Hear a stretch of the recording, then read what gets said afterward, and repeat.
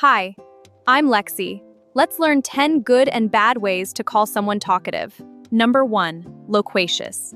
It means someone who talks a lot, often in an engaging or fluent way. Example, Maria is so loquacious, she can keep a conversation going for hours. Number 2, voluble. It means someone who speaks effortlessly and continuously with a ready flow of words. Example, the voluble professor amazed students with his endless lectures. Number 3, gift of the gab. It's an idiom for someone who is articulate, persuasive, and charmingly talkative. Example, he has the gift of the gab, he talked his way into free tickets. Number 4, chatty. It means someone who enjoys casual conversations. Example, my chatty neighbor always stops by to share the latest gossip. Number 5, articulate. It means someone who expresses ideas clearly and effectively. Example, she's so articulate, she explained the complex topic perfectly. Number 6, blabbermouth.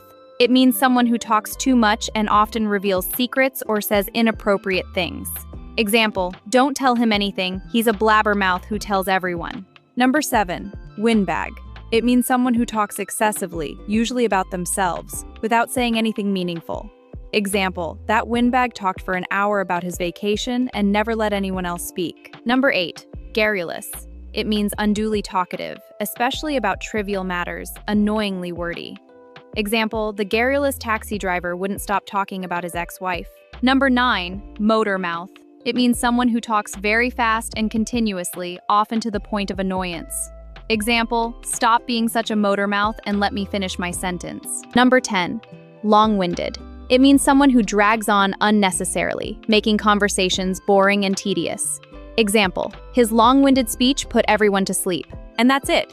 You now know 10 words for people who talk too much.